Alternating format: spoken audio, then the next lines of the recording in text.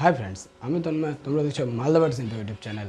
তো আজকে আমি যে বিষয়টা নিয়ে আলোচনা করতে চলেছি বলছি যে অবশ্য তোমরা টাইটেল দেখে বা থাম্বনেল দেখে বুঝতে পেরেই গেছো আমি কোন বিষয় নিয়ে আলোচনা করতে চলেছি। তো ফ্রেন্ডস আমি যখন ফিঞ্চ পাখিগুলো নিয়ে এসেছিলাম তখন তার রিলিজিং ভিডিওগুলো দেখলাম যে আমি তাদেরকে একটা ছোট খাঁচায় করে নিয়ে এসেছিলাম ক্যারিং কেজে করে, এবং ক্যারিং কেজটা থেকে আমি তাদেরকে বড় সেপারেট কেজে ছেড়েছিলাম। ভিডিও আপলোড দিয়েছি আমি, তো তোমরা যারা দেখোনি অবশ্যই গিয়ে ডেসক্রিপশানে চেক করো, আমি ডেসক্রিপশানে লিঙ্ক দিয়ে দেবো এবং উপরে আই বাটনেও লিঙ্ক দিয়ে দেবো। তো তোমরা দেখবে যে পাখিগুলো যখন নিয়ে এসেছি তখন আমার ডালিগুলো লাগানোই ছিল, এবং হ্যাঁ তার আগে থেকে আমার ডালিগুলো আমি রেডি করে রেখে গেছিলাম যে ডালিগুলো থাকবে, পাখি এনে আর লাগাবো না আমি। তো পাখি আনার পর তাদেরকে আমি নেস্টিং মেটেরিয়াল কিছু দিইনি। তো নেস্টিং মেটেরিয়ালস তোমরা যে কোনো জিনিস দিয়ে দিতে পারো, ঘাস হতে পারে বা আরও কম বাজেটের ভিতরেও যদি তোমরা দেখতে চাও। তো তোমরা যখন নারকেলের যে ছোবড়াটা থাকে খোসাটা, সেই খোসাটা থেকে কিছু কিছু করে মানে উপরের যে নরমগুলো থাকে, হ্যাঁ উপরে নরম জিনিসগুলোকে নরম ছোবাগুলোকে ছিলে নেওয়ার পর সেগুলোকে মানে পুরোপুরি বানিয়ে নিতে হবে তোমার নেস্টিং মেটেরিয়ালের মতনই। তো দিয়ে সেটা তুমি খাঁচাতে দিয়ে দাও, এবং দেখবা বিগত 2-3 দিনের ভিতরেই তারা কিন্তু সেখান থেকে জিনিসগুলো নিয়ে গিয়ে হ্যাঁ তাদের যে ঝুড়ি থাকুক বা ডালি থাকুক বা হাঁড়ি দিয়ে রাখো, তোমরা যেই সব দিয়ে রাখবা নেস্ট বক্স, তার ভিতরে তারা কিন্তু নেস্টিং করে।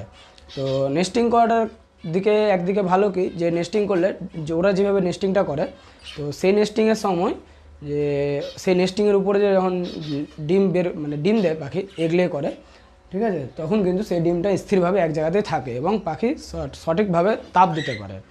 তার সেই যে বডি টেম্পারেচার যে তা দিয়ে পাখি ডিম থেকে বাচ্চা হ্যাচ করে ফোটায়, সেই তাপটা তারা সঠিক মাত্রায় দিতে পারে এবং সঠিক জায়গাতে দিতে পারে ডিমের উপরে। তো তাই জন্য আমিও সেই জিনিসটাই করেছি যে নারকেলের ছোবা নিয়ে, এই যে নারকেলের ছোবাগুলো দেখতে পাচ্ছ, এই ছোবাগুলোকে আমি টুকরো টুকরো করে ছিলে নিয়েছি বা কেটে নিয়েছি বলতে পারো।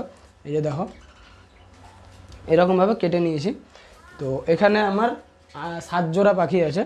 তো তো আমি তাদেরকে এইগুলো হ্যাঁ তাদের খাঁচার ভেতরে এক সাইডে রেখে দেবো, ওরা ওদের মতন করে আস্তে আস্তে উঠিয়ে নিয়ে গিয়ে নেস্টিং করবে, এবং আমি 2 দিন পরের ভিডিওটা এই ভিডিওর সঙ্গে অ্যাড করে দেবো, দিয়ে তোমাদেরকে আমি দেখিয়ে দেবো যে আমি সঠিক বলছি না বেঠিক বলছি বা ভুল বলছি। তো চলো দেখতে থাকো। একবারে তো ঢুকবে না, আমি এটাকে দুভাগে করে নিচ্ছি। দুভাগে করে আমি এদিকে অল্প দিয়ে দিলাম, এদিকে অল্প দিয়ে দিলাম। এরা এখান থেকে অল্প অল্প করে নিয়ে যাবে মুখে করে দিয়ে তারা নেস্টিং করবে।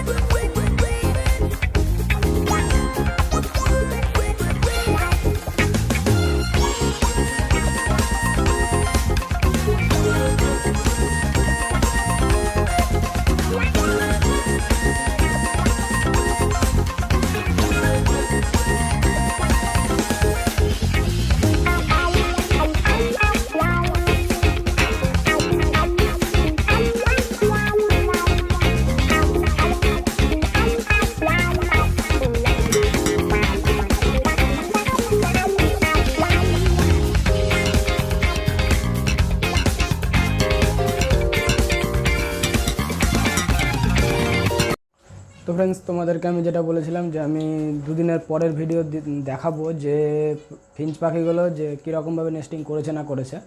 তো সেই ভিডিওটা আজকে আমি দেখাচ্ছি, আবার 2 দিন পরেই আমি শ্যুট করছি সেই ভিডিওটা। এবং প্রথম দিন আমি যে নেস্টিংয়ের জন্য মেটেরিয়ালসগুলো দিয়েছিলাম মানে নারকেলের ছোবড়াগুলো দিয়েছিলাম। এছাড়াও তোমরা নারকেলের ছোবড়া ছাড়া তোমরা খেজুর পাতার যে ঝাঁটাগুলো পাওয়া যায়, তো খেজুর পাতার ঝাঁটাগুলোকে কেটে টুকরো টুকরো করে ছোটো ছোটো টুকরো করে তাদের খাঁচার ভিতরে দিয়ে দিলেও তারা নেস্টিং করে নেয়, ঠিক আছে। তো তোমাদেরকে নিজে থেকে নেস্টিং করে দিতে হবে না। তো যদি তোমরা পারো তো তোমরা এইভাবে নেস্টিং করতে দিও পাখিকে, সবথেকে ভালো হবে। কারণ তোমরা যে নেস্টিংটা করে দেবে ওই নেস্টিংটা অতটা ভালো হয় না। অবশ্য তারপরে সেকেন্ডবার যদি তোমরা আবার দাও তাদেরকে যে নেস্টিং করার জন্য নেস্টিং মেটেরিয়ালস, তাও তারা নেস্টিং করে, তাদের মনের মতন তারা সাজিয়ে নেয়। এই ছিল আজকের টপিক। হ্যাঁ, তো আমি তোমাদেরকে বলেছিলাম যে 2 দিন পর আমি দেখাবো যে ফিঞ্চ পাখিগুলো নেস্টিং করেছে কিনা। তো টোটালি সব নেস্টিংই করে নিয়েছে তারা, এবং তারা ডিম পাড়ার জন্য প্রস্তুত হচ্ছে। তো চলো নেক্সট পার্টে আমি দেখাবো যে ফিঞ্চ পাখি ব্রিডিং প্রোগ্রেস। তো ততক্ষণের জন্য ভালো থেকো, সুস্থ থেকো, আর তোমাদের পাখিগুলোকেও ভালো রেখো। চলো, টাটা।